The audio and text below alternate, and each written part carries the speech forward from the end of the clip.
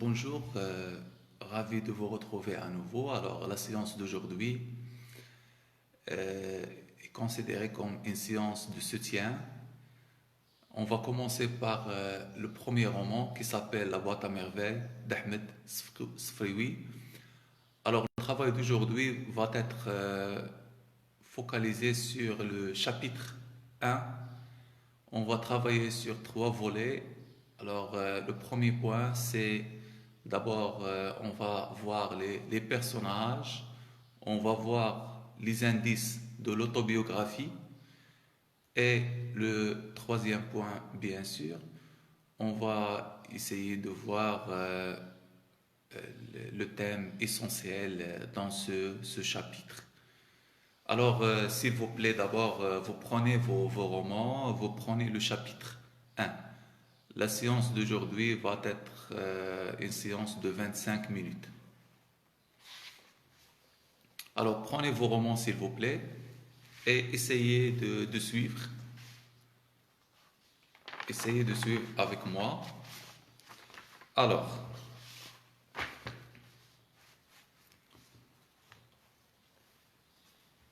euh, alors j'attends de confirmer votre présence. Oui, pas de problème, vous suivez.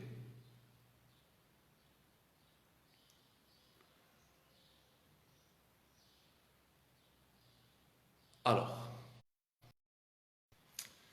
le soir, quand tous dorment, les riches dans leurs chaudes couvertures, les pauvres sur les marches des boutiques, haussent les porches des palais. Moi, je ne dors pas, je songe à ma solitude et j'en sens tout le poids. Ma solitude ne date pas d'hier. Merci. Alors, ce petit paragraphe, ce premier paragraphe, on a bien sûr un jeu, il y a le jeu qui fait qui raconte, qui fait la narration. Ce jeu, c'est qui à votre opinion? Alors le jeu, c'est quel personnage à votre opinion? Quel est ce jeu? Alors, représente ce jeu? C'est le personnage, c'est qui à votre opinion? Oui?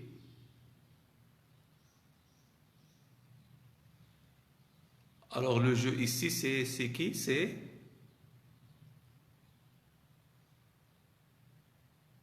oui? Alors, le jeu ici, c'est le narrateur, c'est le personnage principal et c'est l'auteur. Et quand on dit le jeu représente le narrateur, le personnage principal et l'auteur, ici, on peut parler de quoi? On peut parler de l'autobiographie. Qu'est-ce que ça veut dire biographie? Comme j'ai déjà dit dans une vidéo, auto c'est soi-même, bio c'est la vie, graphie c'est écrire. Alors le total, le global de cela, c'est écrire la vie de soi-même. C'est écrire sa propre vie. C'est raconter son enfance. C'est raconter l'enfance de narrateur, de personnage principal et de l'auteur. C'est raconter des événements vécus, des événements qu'elle a déjà qu'elle a déjà vécu dans sa vie réelle. Et bien sûr, quand on dit l'autobiographie, c'est pas seulement le réel. Il y a le réel et il y a toujours un mélange entre la fiction et la réalité. Alors les deux à la fois. Alors c'est pas l'histoire. Ça c'est la littérature. Et la littérature c'est un peu de réalité et un peu de fiction. Est-ce que c'est clair?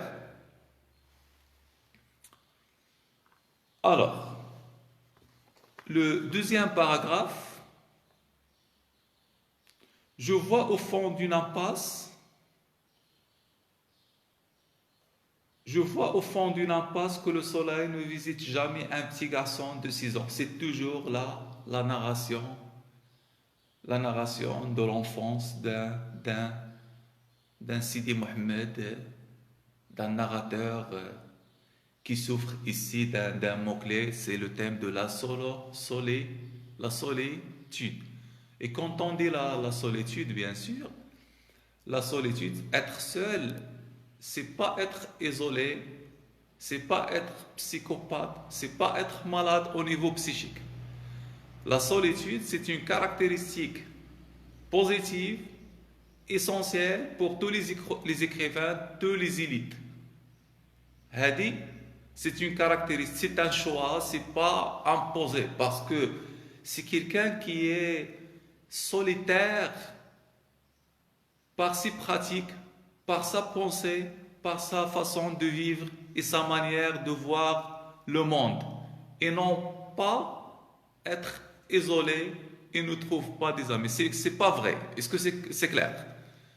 Être solitaire, c'est signifier un choix. Il fait le choix. C'est quelque chose qui est positif. C'est pas négatif. Alors, solitaire au niveau des idées, au niveau de la pensée, au niveau de... c'est pas solitaire au niveau réel et ne trouve pas des... Non. L'alternative, c'est aller vers un moineau, un oiseau. Est-ce que c'est clair? Alors, c'est un enfant. Le troisième paragraphe. Allez vers le troisième paragraphe. Nous habitions Dar Chouafa. Dar Chouafa ici, c'est le lieu où habite la famille du narrateur, Sidi Mohamed, et les autres familles. C'est une maison où il y a plusieurs familles. Est-ce que c'est clair? Alors, quelles sont les familles qui existent dans la boîte à merveilles et dans le lieu de Dar Chouafa? Alors, suivez avec moi le troisième paragraphe. La maison de la voyante. Alors, le métier, le travail, c'est voyante. Elle voit le futur. Est-ce que c'est clair? C'est la sorcellerie. C'est la superstition. Effectivement, exactement, au rez-de-chaussée. Alors, ici, la voyante, Lalla Kenza, habitait au rez-de-chaussée. Vous pouvez dire, non, c'est pas le premier étage, c'est le rez-de-chaussée. Habitait une voyante de grande réputation. Alors tout le monde la connaît. Alors tout le monde dit qu'il trouve des solutions magiques, efficaces. Est-ce que c'est clair? Ici, il y a une indication de la superstition, parce qu'il s'agit d'une société traditionnelle, archaïque, arriérée. C'est pas la science, c'est pas la raison. Et c'est les mythes. Et c'est une caractéristique essentielle des sociétés sous-développées, arriérées. C'est la superstition à la place de la science. C'est un adverbe de certitude. Oui, c'est un adverbe. C'est quelqu'un qui est sûr et certain de ce qu'il dit et de ce qu'il croit. Alors, des quartiers les plus éloignés, tout le monde la visite. Alors, elle joue le rôle d'un docteur, elle joue le rôle d'un sociologue, d'un psychologue, et ainsi de suite. Alors, tout le monde des quartiers les plus éloignés, des femmes, de toutes les conditions. Alors, c'est pas seulement les pauvres, c'est pas seulement les riches, c'est pas seulement les cultivés, c'est pas seulement les ignorants, c'est pas seulement. Alors, il dit toutes les conditions. Venez la consulter. ici consulter, on consulte un docteur. C'est dans la médecine, c'est un jargon de la médecine. Mais ici, il est considéré comme un docteur pour trouver la solution au patient. Elle était voyante et quelque peu sorcière. Elle voit le futur des gens et en même temps, elle fait la sorcellerie, la superstition. Adepte de la confrérie des Gnawa, bien sûr, Jean de Guigny, il souffrait une fois par mois une séance de musique et de danse nègre. Il fait ce qu'on appelle le rituel. Alors, c'est demander l'aide d'Ijnoun pour l'aider à trouver la solution aux gens, aux autres. C'est compris. Alors, des nuages de bons joints emplaissaient la maison et des crotales et les gambris nous empêchaient de dormir toute la nuit. Ici, c'est le narrateur qui raconte sa souffrance parce qu'il voit quelque chose qu'il ne comprend pas et qui fait sont des choses énigmatiques. يعني كتشكل لغز énigmatique, ce sont des énigmes. Qu'est-ce qui se passe? L'enfant doit avoir des choses tangibles, touchables pour comprendre, mais ici ce ne sont pas des choses ce sont pas des choses réelles, ce sont des choses virtuelles, imaginaires, alors qu'il ne peut pas comprendre par la raison ni l'esprit. Alors ici, c'est seulement des choses. Alors, il va dire la chose. Le narrateur va dire, je ne comprenais rien. فهمت شي حاجة. Au rituel. Rituel, on a déjà dit طقوس. داكشي اللي كيوقع في دار الشوه في الكنبري هذا كيتسمى لو ريتويل طقوس. Compliqué, معقد. يعني difficile à comprendre pour un enfant de 6 ans. Qui se déroulait au rez-de-chaussée. Le narrateur écrit pour égayer sa solitude. Oui. Oui, c'est alors, de notre fenêtre du deuxième étage, le narrateur indique la pièce, l'étage où il habite. Le deuxième étage. Est-ce que c'est clair? De notre fenêtre du deuxième étage, je distinguais, je différenciais, oui, je distinguais à travers la fumée des aromates les silhouettes gesticulées. Elles faisaient teinter leurs instruments bizarres. J'entendais des youyous. Les robes étaient tantôt bleu ciel, tantôt rouge sang, parfois d'un jaune flamboyant. Les lendemains de ces fêtes étaient des jours mornes, noirs, catastrophiques, plus tristes et plus gris que les jours ordinaires. Après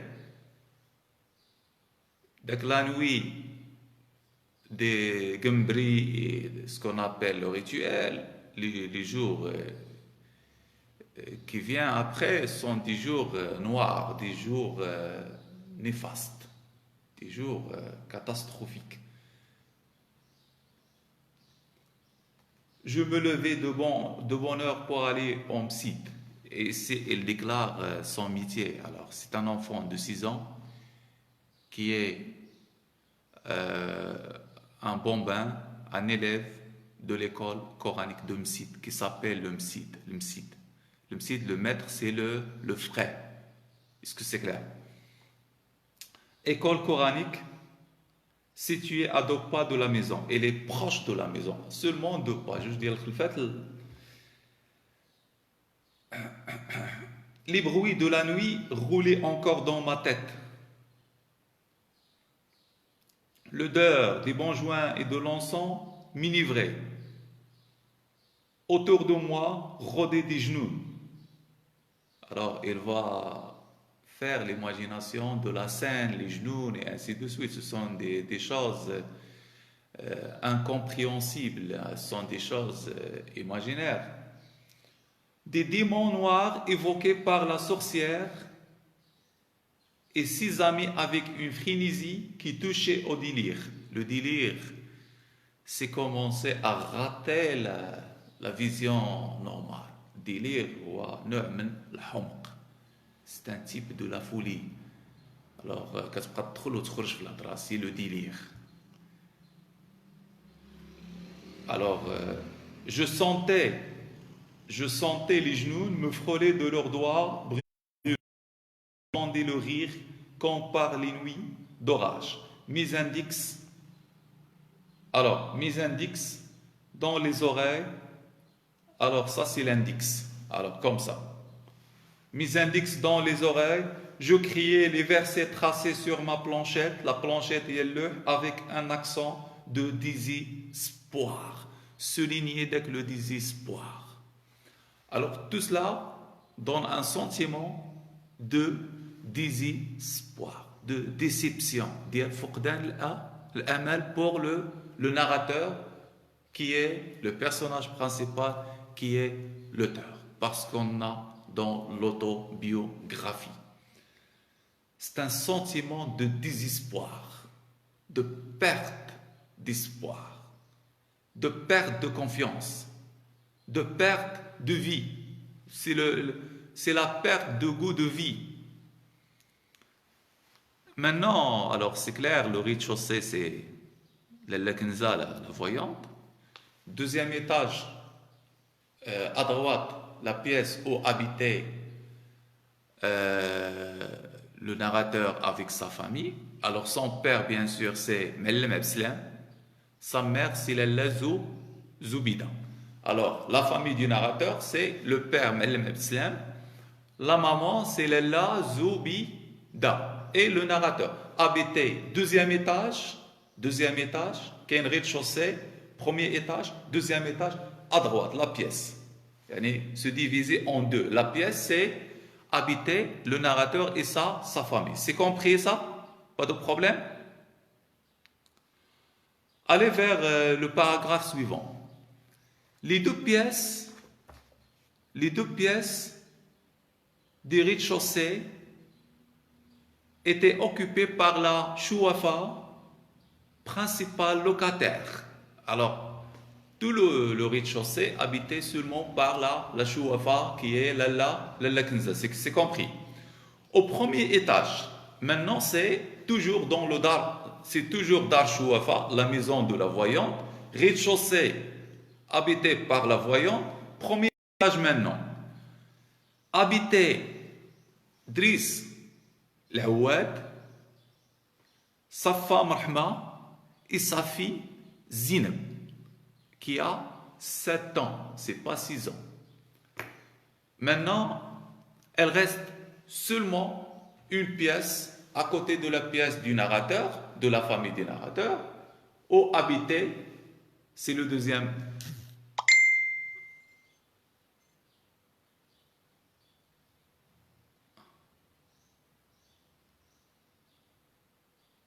Alors, c'est Med, j'ai pas compris.